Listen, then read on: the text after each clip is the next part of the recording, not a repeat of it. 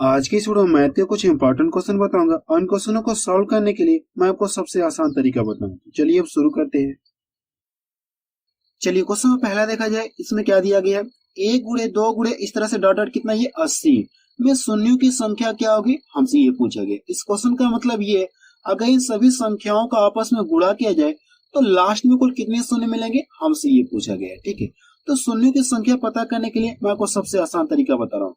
सबसे पहले ये पता करिए कि संख्याएं कितनी, तो मैं देख रहा हूँ 80 तक है, तो आप बता सकते हैं कि संख्याएं कितनी है, 80। जितनी संख्याएं रहेंगी आपको क्या करना है, इसमें 5 से भाग देना है। अगर आप इसमें 5 से भाग देंगे तो भाग कितनी बार जाएगी, 16 बार जाएगी। ठीक है, क्या इसमें 5 से भाग जाएगी, क्या मैं देख रहा हूँ इसमें 5 से भाग जाएगी।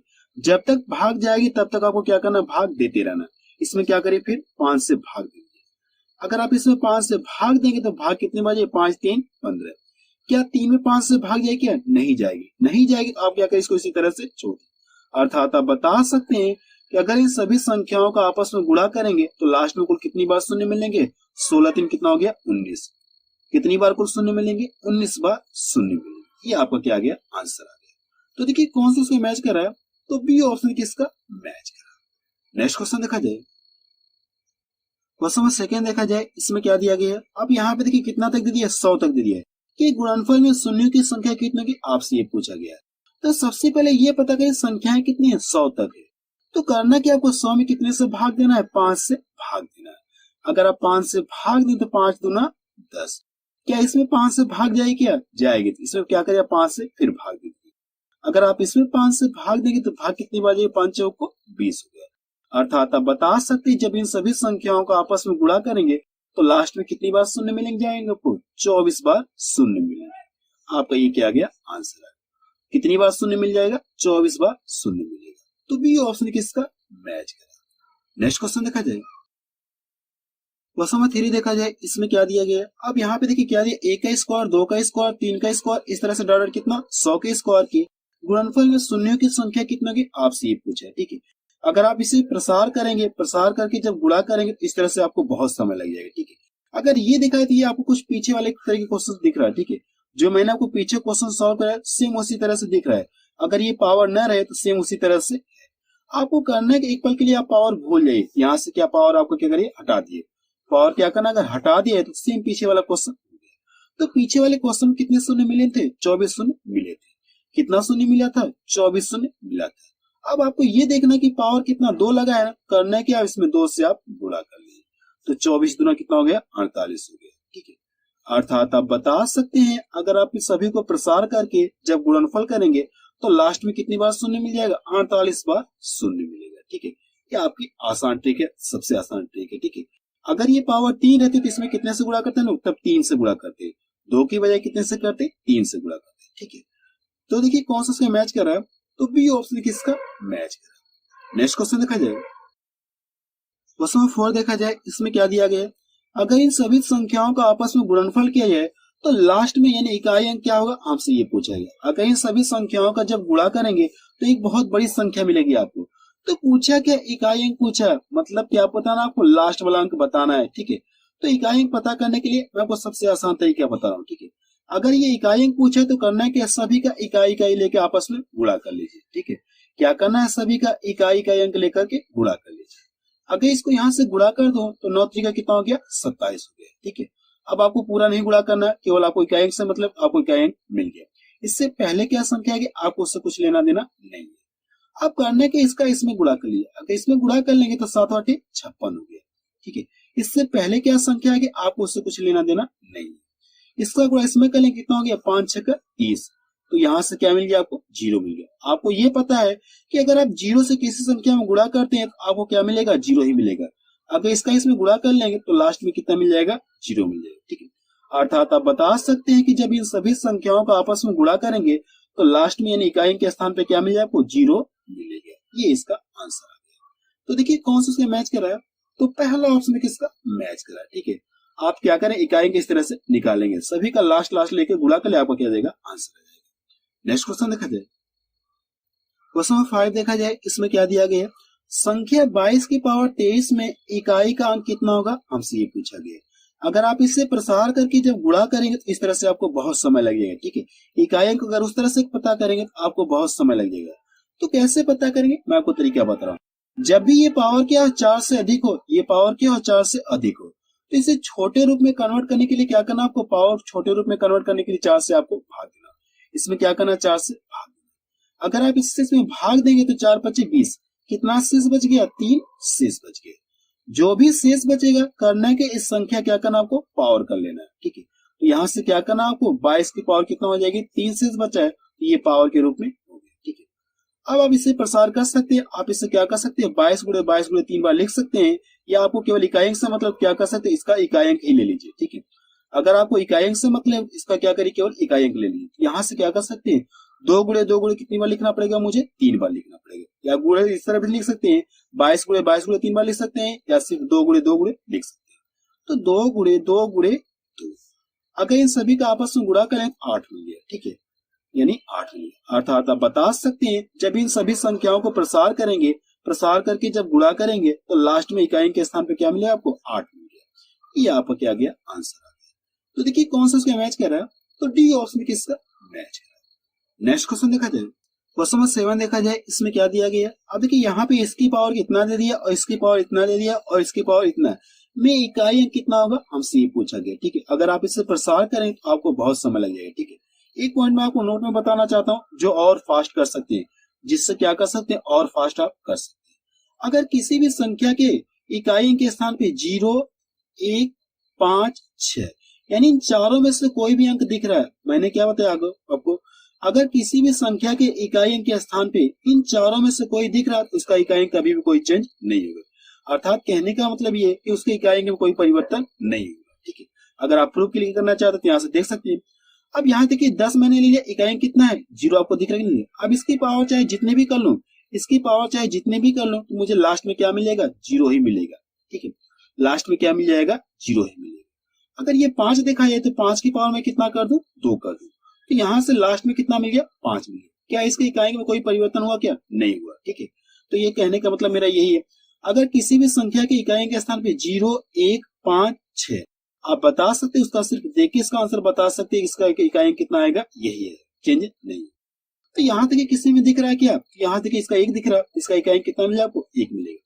यहाँ देखिए 5 दिख रहा है, इसका इकाई कितना होगा, 5, ठीक है।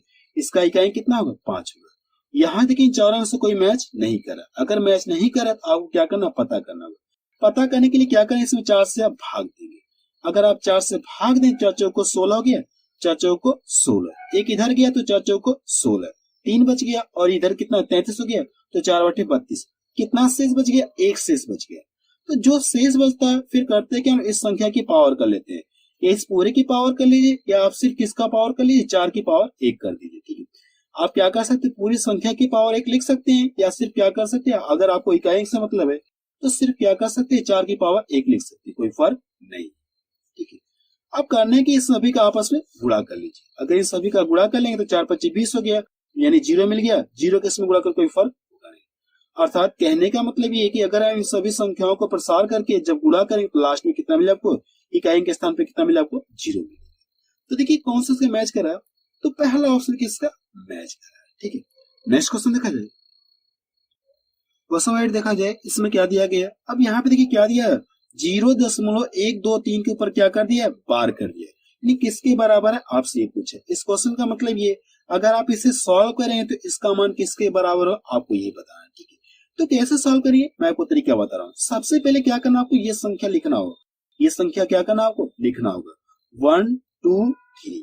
अब ये पता करना है कितनी संख्या के ऊपर बार है, तो मैं देख रहा हूँ 3 संख्या के ऊपर बार है, तो जितनी संख्या के ऊपर बार रहेगा उतना ही नीचे क्या करना, आपको 9 लिखना होगा, ठीक है। मैंने आपको क्या बताया, जितनी संख्या के ऊपर बार रहेगा उतना ही नीचे क्या करना, आपको 9 लिखना होगा। यहाँ पे मैंने लिख दिया। अब करना है कि इसे सॉल्व कर ले, आपको क्या आ जाएगा, आंसर है। देखिए 3 से ये भी कट रहा है, 3 से ये भी कट रहा है, काट के छोटा कर ले रहे हैं, तो 3 चौक को 12 हो गया, और 3 1 का 3 हो गया।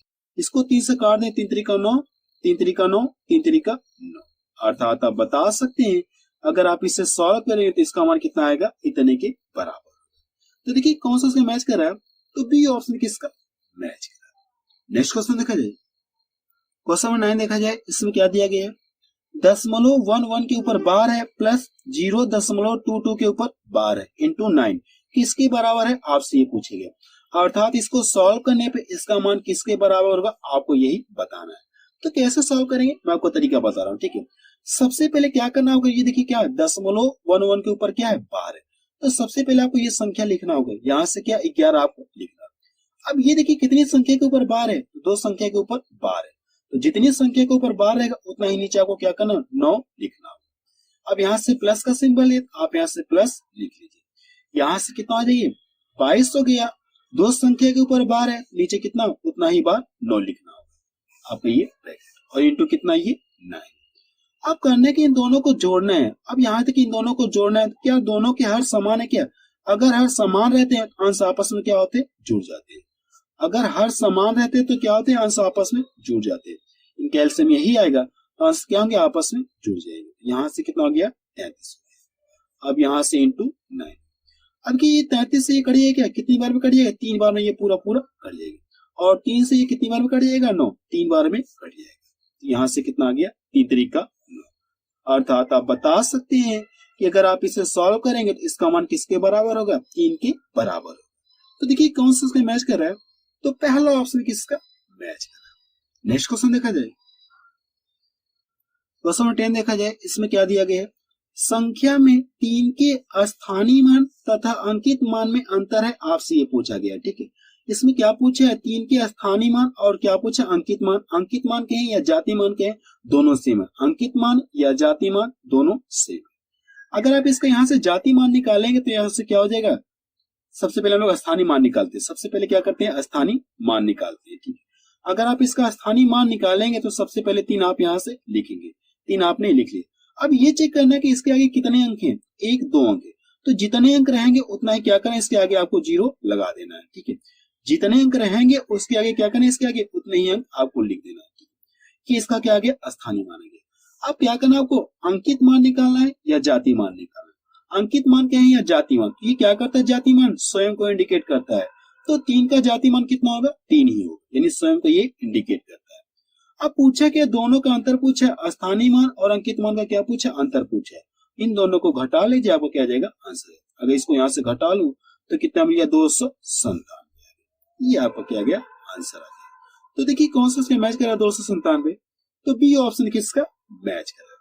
नेक्स्ट क्वेश्चन देखा जाए, क्वेश्चन नंबर 11 देखा जाए, इसमें क्या दिया गया है, यदि 18 की पावर 98 को 17 से भाग दिया जाए तो शेषफल क्या है, हमसे ये पूछा गया। कहने का मतलब ये, अगर इसे प्रसार करके जब इसमें 17 से भाग दिया जाएगा तो कितना शेष बचेगा, हमसे इस प्रश्न में ये पूछा गया, ठीक है। इस क्वेश्चन को सॉल्व करने के लिए मैं आपको सबसे आसान ट्रिक बता रहा हूँ, ठीक है। सबसे पहले ये चेक करना है, यहाँ पे जो संख्या दी गई यहाँ पे 18 है और किससे भाग देना, आपको 17 से भाग देना है। इससे क्या एक अंक कम है, अगर इससे एक अंक कम है इसकी पावर चाहे कुछ भी हो, आपसे उससे कुछ लेना देना नहीं है, ठीक है। यहाँ पे जो संख्या दी गई और जिससे भाग देना है इससे क्या एक अंक कम हो, इस कंडीशन में हमेशा कितना शेष बचेगा, एक हमेशा शेष बचेगा, ठीक है। मैंने आपको क्या बताया, एक बार आपको फिर से बता रहा हूँ। यहाँ पे जो संख्या दी गई है अगर जिससे भाग देना है इससे क्या हो, एक अंक कम हो, इसकी पावर चाहे कुछ भी हो, आपसे उससे कुछ लेना देना नहीं है, हमेशा कितना शेष बचेगा, एक आपका हमेशा शेष बचेगा। तो देखिए कौन सा इसका मैच करा, तो सी ऑप्शन किसका मैच करा। नेक्स्ट क्वेश्चन देखा जाए, क्वेश्चन नंबर 12 देखा जाए, इसमें क्या दिया गया है, यदि 13 की पावर 50 को 14 से भाग दिया जाए तो शेषफल है, हमसे ये पूछा गया है। कहने का मतलब ये है कि अगर इसे प्रसार करके जब 14 से भाग देंगे तो शेषफल क्या बचेगा, हमको ये बताना है, ठीक है। इसे कैसे सॉल्व करेंगे मैं आपको तरीका बता रहा हूँ, ठीक है। देखिए यहाँ पे जो संख्या दी गई इससे क्या है, इस बार एक अंक अधिक है, इससे क्या है एक अंक अधिक है, ठीक है। तो इसकी दो कंडीशन होती है, अगर ये कम रहता है यानी अगर मुझे क्या करना 12 से भाग देना रहता है, इससे क्या एक अंक कम, तो मुझे बता सकते हैं, आप यहाँ से बता सकते हैं कितना शेष बचेगा, एक शेष बचेगा, ठीक है। मैंने आपको क्या बताया, अगर यहाँ पे जो संख्या दी गई अगर इससे एक अंक कम से भाग देना, इस 12 से भाग देना हो तो हमेशा कितना शेष बचेगा, आपका एक शेष बचेगा। लेकिन किससे भाग देना, आपको एक अंक अधिक है, ठीक है। अगर एक अंक अधिक है 14 से भाग देना, इसकी दो कंडीशन होती है, ठीक है। दोनों कंडीशन में आपको बता रहा हूं।